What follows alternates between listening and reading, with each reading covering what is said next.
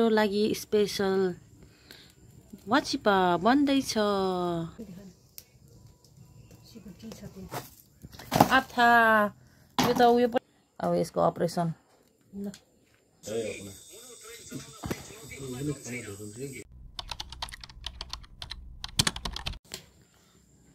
यो चाहिँ वाचिपाको लागि रेडी हुँदैछ है। म चाहिँ भोलि के अरे उहाँ उता झापा जानु लागेको, त्यस पछाडि उतै काठमाडौँ जानु आँटेको। त्यही भएर बाईको लागि आमाले मलाई तिते बनाएर खुवाउँदै हुनुहुन्छ। मलाई तिते चाहिँ मेरो सबैभन्दा बेस्ट लाग्छ मलाई चाहिँ। त्यही भएर आज मेरो लागि स्पेशल वाचिपा बन्दैछ।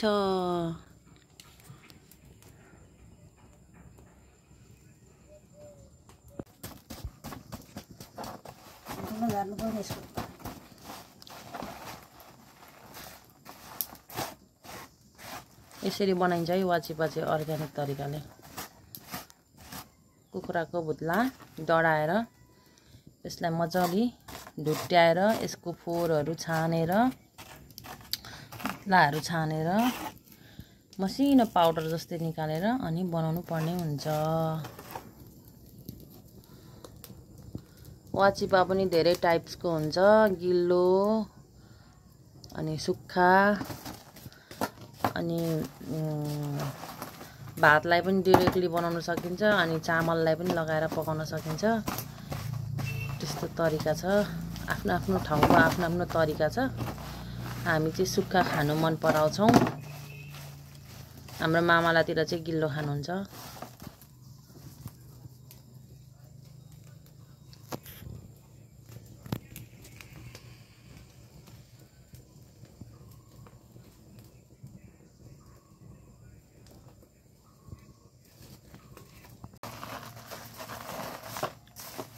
स्पेशल वाचिपाको भिडियो है आज चाहिँ।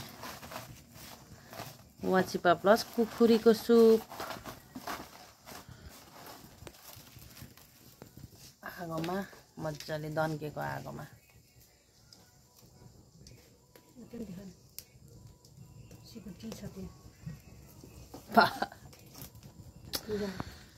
हाम्रो यहाँ सिकुटी चाहिँ स्टोर गरेर राखेको पिन्जडामा। दसैँको सिद्धिसक्यो, अब यो तिहारको चाहिँ एक पिन्जडा छ।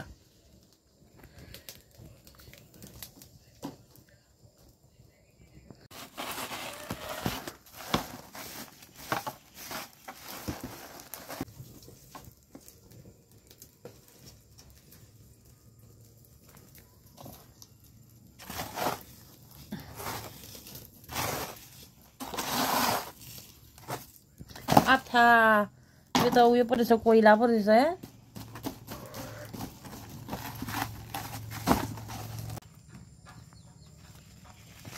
यसको चाहिँ निकालिसकेको है सबै तितेको लागि। यिनीहरू चाहिँ अब यो लास्टको डन्ठाहरू यो हुँदैन क्या, यो माथि माथिको मात्रै हो, यो तलको हुँदैन।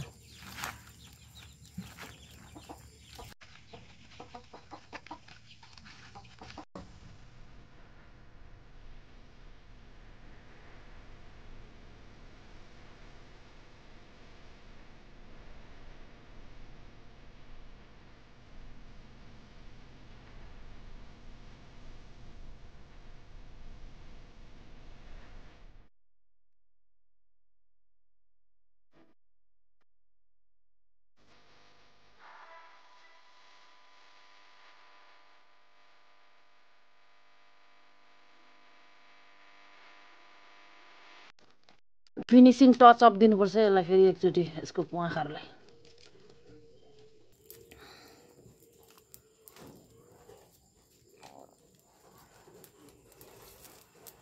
अलिअलि रहेको रङहरू छ भने यसले निक्लिन्छ। सानो भयो बलियो भनेको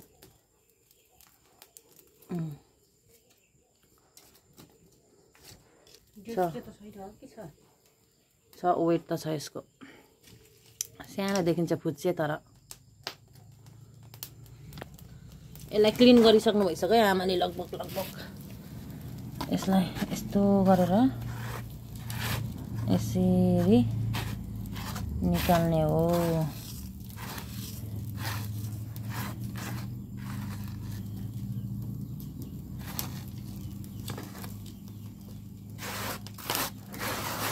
अझै भइसकेको छैन यसलाई मजाले गर्नुपर्छ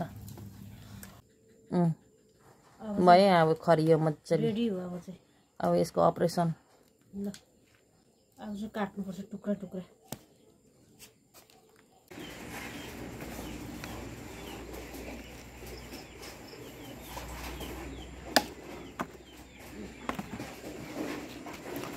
स्पेशल वाचिपा भिडियो अपरेसन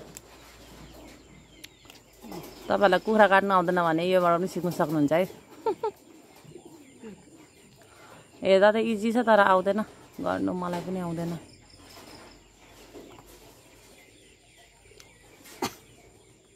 के गर्छु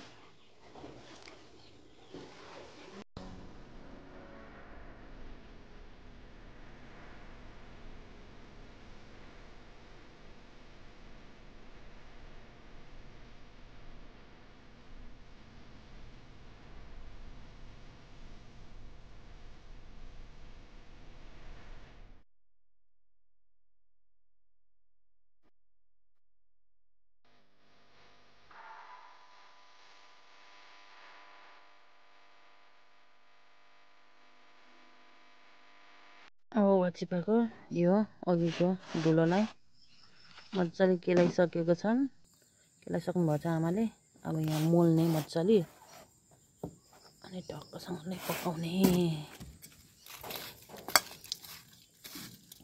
मान्छेहरूले चाहिँ डाइरेक्ट भातमा पनि लगाउँछ है यो अतिथि हामीले तर यसरी मोलेर गर्छौँ अब यसलाई यो पनि यहाँ मिसाउने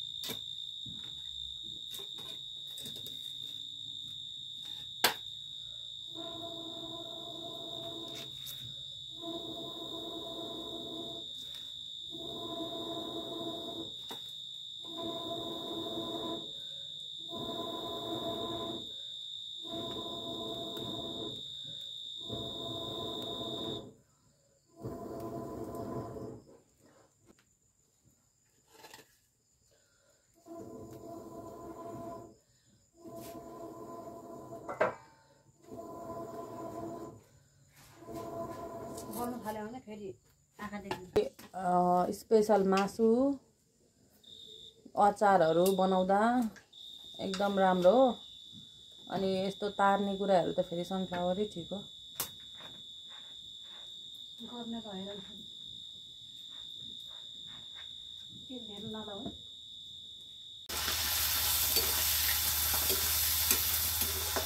वाचिपाको लागि मासु लगाइसक्नु भइसक्यो आमाले अब म लसुन केलाउनु गइरहेको छु हेर्दै गर्नु होला है त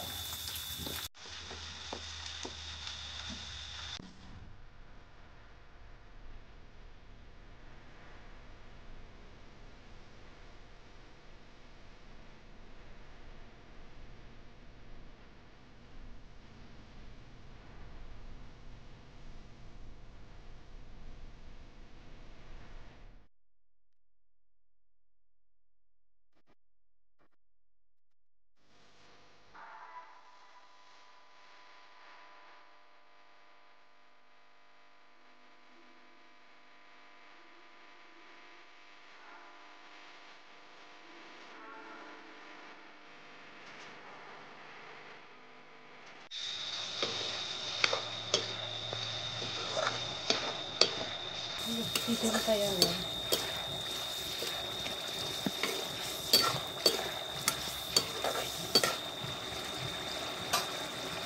टिमुरको मात्रै लाउनु भयो कि लसुनहरू पनि लाउनु भयो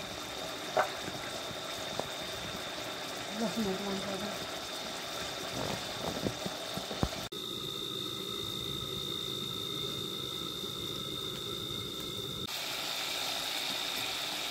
अदुवा टिमुर अनि खोर्सानीको पेस्ट त्यति हो सजिलो छ आमाको त पकाइ तर मिठो हुन्छ है हामीले चाहिँ फेरि यही सामान लाउँदा पनि मिठो हुँदैन बेसार टिमुर अदुवा छुटेपछि यो मसला मिन लगाएपछि पनि यो पानी सुकिन्छ गर्नुपर्छ सिम्पल छ तर खै हामीले बनाएको फेरि यस्तो टेस्ट आउँदैन के भयो कुनी। ल मासुको झोल बनाउनलाई अब अचार यहाँ पिसिसकेको छु मैले। यो डल्लो डल्लो मिठो हुन्छ। तपाईहरुले खानुभएको छ कि छैन please comment down below.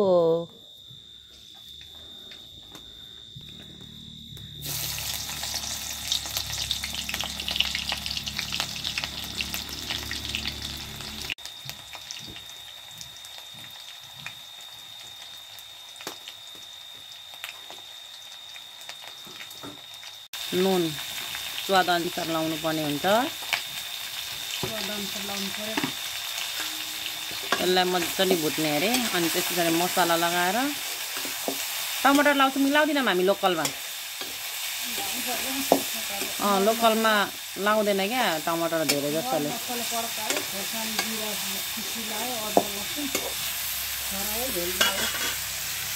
Important भनेको खोर्सानी लगाउनु हुँदैन अरे यहाँ टमाटर लगायो कि बिग्रिन्छ अरे पुरा लोकलमा चाहिँ। मसला लगाइसक्नु भएछ आमाले। अब चाहिँ मजाले पकाउने अरे यसको काम मजाले रातो हुँदैछ अनि मात्रै पानी लगाउने।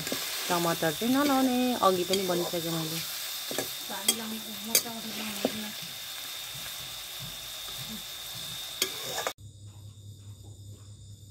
रेडी हुँदैछ वाचिपा रेडी भइसक्यो। ओहो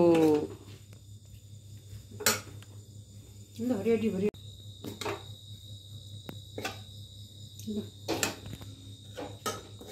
मेरो भाग।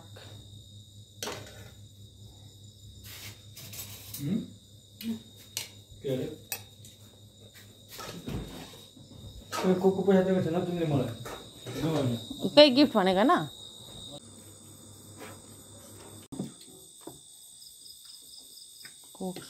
वाचिपा हामी सबै बसेर खाँदैछौँ होइन त। प्रवीणलाई पनि खबर गरेको हुन्छ नि त। हजुर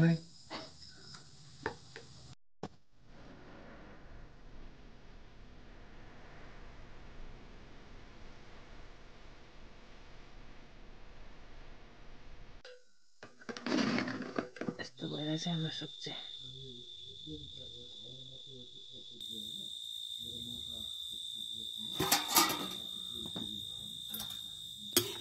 यस्तो भयो है सुप चाहिँ यस्तो।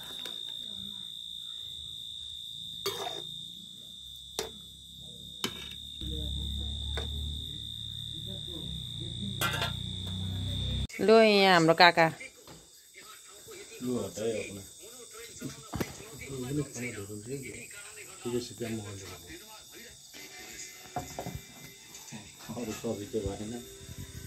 यता देखाउनु त काका। काकाको भाइ टिकाको अझै है टिका 3 डेज भइसक्यो। यस्तो माया गर्नुहुन्छ चेलीको टिकालाई। कोही कुरा बुझ्या यस्तो सम्मान 1 हप्ता राख्नु हुने अरे। मुख चाहिँ कसरी धोइराख्नु भएको छ कुनी भ्याक्सो कटले हो औँलामा यस्तो गरेर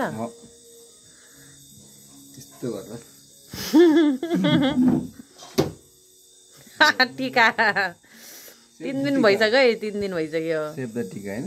सेभ द टिका यस्तो यस्तो भयो त होइन। जसले पनि मजाले लगाइदिन्थ्यो होला। खाना है सिम्पल छ सुप।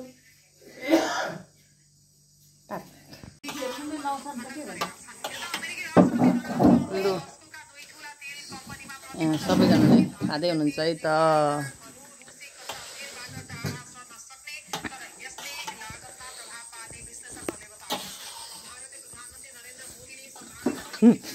हाम्रो तरकारी चाहिँ टेबलमा पनि हुन्छ है काँचो। लु खानु खानु कस्तो रहेछ त।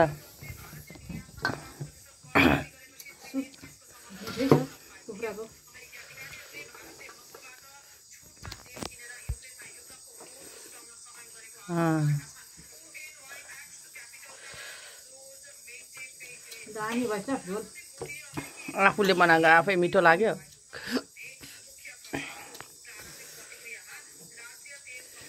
अच्छा यहाँ चाहिँ आफ्नै बारीको किन आएको झन् दिएको त मजाले बोडी पनि घिरौँला पनि